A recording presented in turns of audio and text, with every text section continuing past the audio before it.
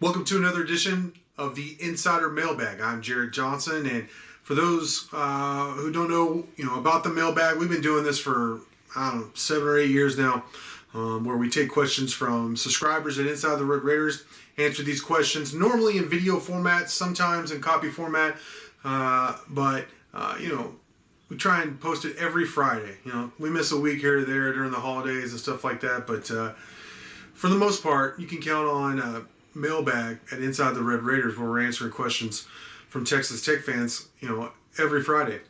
So with that, let's dive into these questions. We have a bunch of them. A lot of them these questions are surrounding the quarterback position, and some of these were asked before head coach Matt Wills announced the quarterback change to Henry Colombi, but I'm still going to answer some of these, just kind of go in a little more detail. So with that, the first one comes from TechRocks81, who asks, do we think we could get Colombi in the game a little quicker this weekend, like maybe at the start of the game? Yeah, absolutely. As I just said, and I'm sure most people watching out there know, head coach Matt Wills announced on Wednesday that Henry Colombi is going to be the starter against West Virginia on October 24th. He is taking snaps with the first team, and I think I speak for everyone in saying that was the obvious choice. That was a good choice. Now, I've heard, I've had some people ask me, why did he announce it publicly? Why didn't he have West Virginia kind of game plan for both guys? And, I think there's something to that. I understand some people saying that, but at the same time, I felt like if you weigh the two things, like right now, apathy, just the way the fans feel about the program, and understandably so, in my humble opinion, the way the fans feel about the program right now is just at all-time low, at least in my lifetime that I can remember.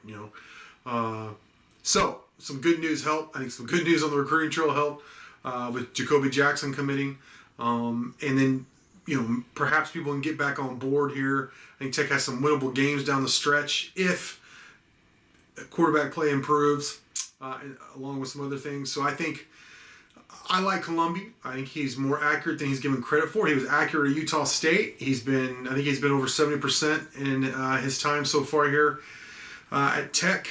And, I think the offense is going to be better, and I think they're going to be a more competitive all-around team. So, yeah, I think Colombi's going to, he's going to start. Hopefully he has success for all you out there, for Tech fans out there, and the Red Raider football program as a whole, and that, things can he can settle in, the offense can settle in around him, and Tech can start winning some ball games, which is what it's all about, right? All right, next question comes from Texan44, who wants to know a little insight on offensive coordinator David Yost and head coach Matt Wells' relationship. Yeah, I think they're really tight. I know in talking with Yost before, he said one of the things that he really likes about Coach Wells is that he demands a lot, but that he also gives coaches time to spend with their family. Now, I don't know how much time the coaches are getting to spend with their family right now, but it is a priority for these guys. This is a close-knit group. I do believe that Coach Wells and Coach Yost get along and truly like each other. Yost also mentioned before that what he likes about Wells is that, say, they had a bad offensive game, he called a bad game or whatever, obviously Wells is going to go over it. They're going to try and improve it, but it's not something that they drag out the whole rest of the week where, they lose twice, so to speak. So Coach Wells, when he talks about Coach Yost, the respect is obvious. He has a lot of respect for Coach Yost. And honestly, I do too. I know things haven't gone the way fans have wanted, needless to say. The offense hasn't looked good at times. At a place where, look, let's face it, Texas Tech offense has been amazing, really for 20 years, here in Lubbock. So I get the frustration, the losing compounded with the offense struggling. But I think, there's been several things. I think definitely Coach David Yost should take a lot of the blame. He's the offensive coordinator as well as Coach Wills.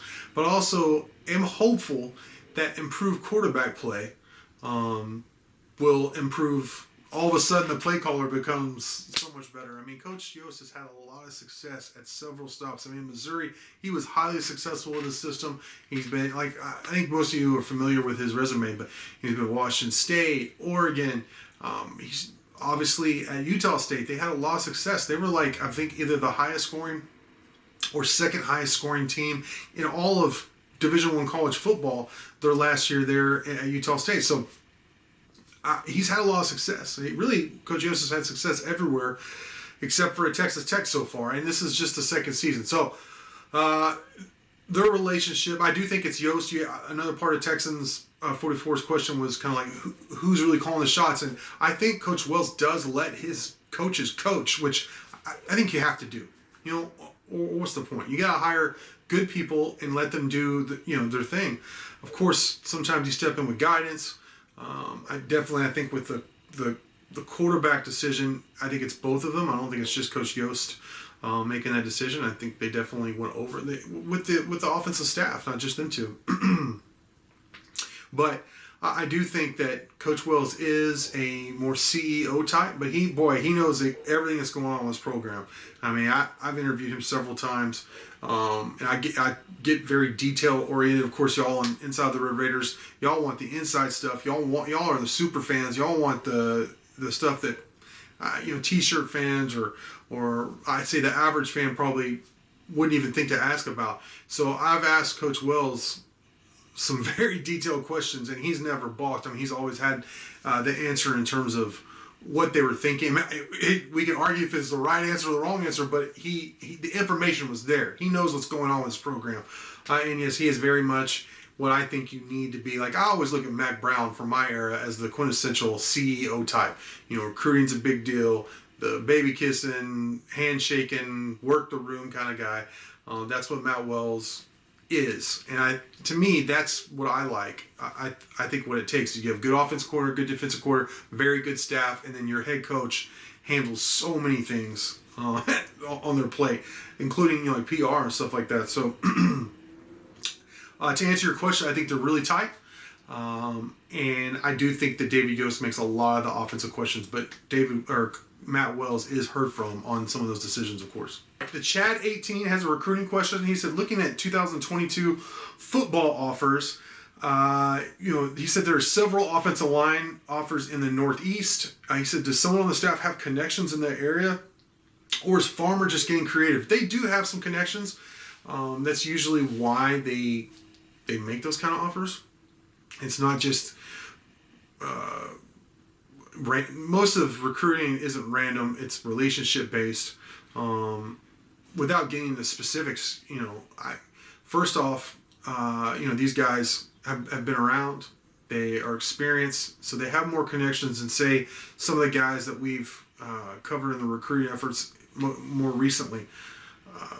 Coach Farmer, by the way, I'd be remiss if I didn't mention this, is coming off, let's just say, in 2020, he landed Caleb Rogers and Larry Moore, which is a small class. I get it. But numbers-wise, and this isn't counting the grad transfer Josh Berger, who can play 2 seasons, by the way, or Ethan Carr, the junior college guy, who has four years of eligibility. Both those guys are your starting tackles that is among the best in protecting your quarterback so far this year. But getting back to my point, Coach Farmer, landed a pretty good 2020 class with in terms of high school recruiting, even though it's smaller. Caleb Rogers is already playing some, and then Larry Moore, I know they like. So, and then 2021, of course, we've just talked about, they just landed Jacoby Jackson, who holds over 40 offers, including several Division I. I mean, he picked Texas Tech over Baylor, TCU, Texas, Oklahoma State. Your competition. These are the kind of guys you need to start landing on your offensive line. And that goes along, he's paired with Jack Tucker from Argyle, of course, who a lot of the same things, he has offers from like Auburn and stuff like that, but he's a Red Raider. So that's the kind of recruiting that's going to turn this thing around, to be quite honest. Now, I know the numbers aren't what some people want in terms of they think there should be four high school guys every class, and that's just not the reality, I think, of what Tech's trying to do. They're trying to be picky with their high school guys that they can develop and then augment that with junior college and regular transfers, and then grad transfers, so that they can remain old and fill some roster holes. So they have a plan and they're working it. I think they're upgrading the roster. To answer your question about perhaps getting out of Texas, well, like I said, the last 2 classes, 4 of your top offensive line targets from Texas, you landed. So obviously Coach Farmer's doing something right in the state of Texas. So if he has connections, he wants to work in the Northeast, in the Midwest, go right on ahead, Coach Farmer, because keep doing what you're doing, because what you're doing on the recruiting trail is clearly working. So that's my take on what Coach Farmer's doing on the recruiting trail. All right, the next question comes from fromcentex, and I think this is this is the question, right? How many wins do I see for Texas Tech this season? Right now, it's hard to see them winning a game, right? I mean, other than perhaps Kansas. And I understand that thinking based on the way they've lost. Texas, the huge lead given up. Kansas State, you're winning in the fourth quarter, but you blow it. And then Iowa State, I mean, let's be honest, you were thoroughly dominated. And throughout those games, there were some questionable coaching decisions. I've been among the first people to recognize that and call that out. That being said, I have seen some reasons for optimism. I think there are some winnable games. I think the next game, West Virginia at home. I like what West Virginia, I like what they're trying to do. I like Neil Brown. I like Jarrett Dagey. I think he's made their team better since he's been inserted as a quarterback. They've been a better football team. I have a lot of respect, like I said, for the program, but I think it's a winnable game. And ESPN agrees. I think they have West Virginia as like a 56% chance in the Football Power Index, which, that's almost a coin toss. So that's a winnable game. Red Raiders get that. Maybe they could get on a roll. You have games against TCU there, which you've had a lot of success in Fort Worth, even when they had a crowd, though it's been half Texas Tech fans at those games a lot of times.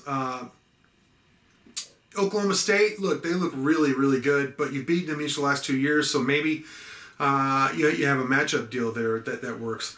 Baylor, I don't know. We haven't seen them enough. It's here in Lubbock, but then again, it's not going to be with a full crowd, so I still think that's a winnable game. Oklahoma, I have no idea. I mean, I think talent-wise, it's a matchup problem, and you'd think Spencer Rattler would improve.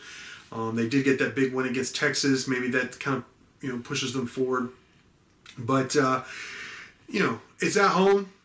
Maybe that's a winnable game. I'm certainly not counting that as a winnable game. And then you have Kansas at the end of the season, which you should win that game.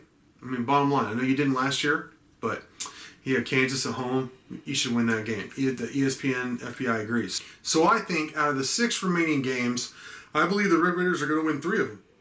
I think they have a very good chance of beating West Virginia. They have 2 weeks to prepare. The Mountaineers are playing Kansas this weekend. That should be a big win for them. But I think Texas Tech at home, 2 weeks to prepare, new quarterback. I think the Red Raiders get it done against West Virginia. And then I think they win the Kansas game. All right? So that's 2 more wins. That puts them at, it gives them 3 wins overall with the Houston Baptist win. From there, look, again, Oklahoma State, Baylor, TCU, Oklahoma. I think they get 1 more win out of those 4 games.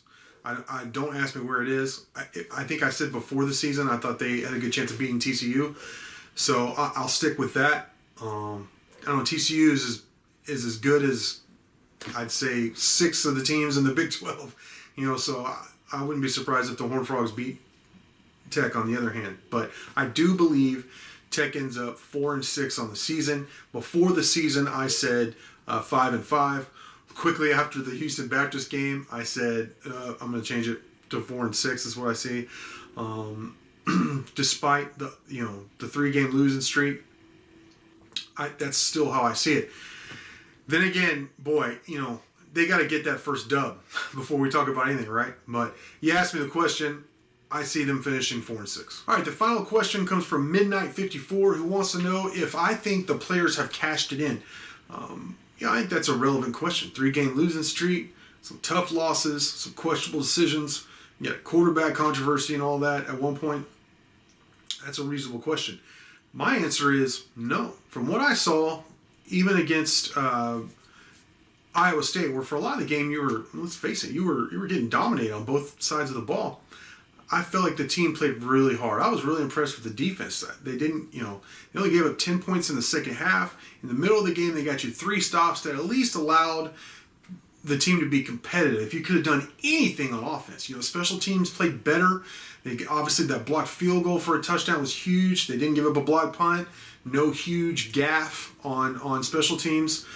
So I felt like the effort was there. The execution on offense certainly was not. And you got worked on defense some, which, let's face it, this defense is not ready to be dominant. I don't think this defense is going to win you any games. But I think with the effort that we saw against Iowa State, I do believe, they were +1 in the turnover margin, by the way. I do believe that it can be competitive enough if the offense could come on that they'll win some football games, down the stretch this season.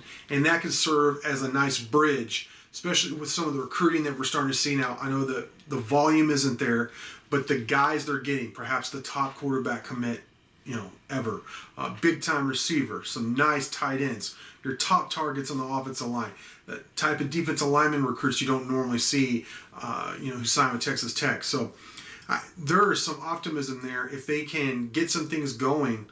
I don't think that I don't think there's any give up. I think people can see that, okay, we need to do this, and then this, that, and this can happen. They need to make that first step, and they got to win. They got to win just a game, and then get some momentum going. Be competitive in these last 6 games, and then develop again this off season, and then we'll go from there. I think season 3 though is where a lot of things are going to come together, where some really tough decisions are going to have to be made because. It just seems like year 3 or year 4, depending on the situations, where you really get an idea like, all right, is this program moving in the right direction under this coaching staff? So I don't see any give up yet. I think that's a viable question.